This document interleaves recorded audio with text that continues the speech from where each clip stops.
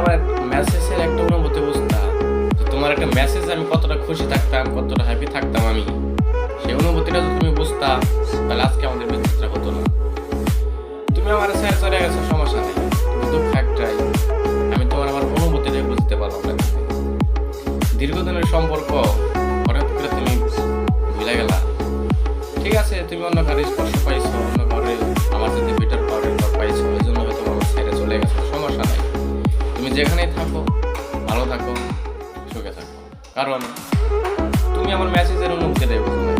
আমার মনের ভেতর তোমার কতটুকু জায়গা ছিল সেটা তোমার আমি বুঝাইতেই পারি নাই আজ পর্যন্ত, কেননা আমি ব্যর্থ, এই জন্য তোমার হারে ফলাইছি।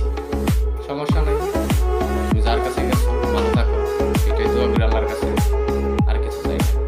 কারণ সবাই তার ভালোবাসা মানুষটাকে কাছে পায় না, আর সবার ভালোবাসা পূর্ণতাও পায় না। তো আমি বুঝাইতে পারি নাই যে হাজারটা মেয়ে পাশে থাকা সত্ত্বেও শুধু তোমার পিছনেই সময়টা দিচ্ছি, তোমার সাথে আমি সময় কাটাইছি, শুধু তোমার একটা মেসেজের অপেক্ষা আমি সারাদিন ওয়েট করছি।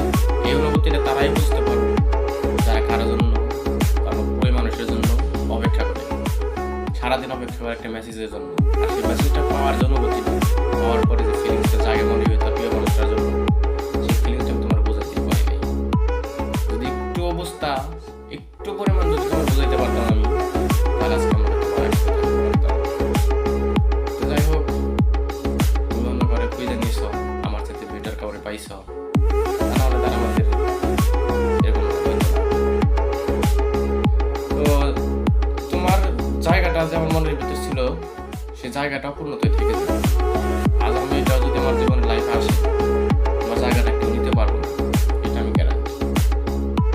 ভালো ওই নকশি কথা, হাত বাঁধতে বলছিলা বাঁধলাম, পা বাঁধতে বলছিলা তাও বাঁধলাম, কিন্তু কি করবো বলো, মন বাঁধবো কি দিয়া? আমার পাতা তো শুধু মস্তিষ্ক পুরায়, স্মৃতি পুরাইবো কি দিয়া?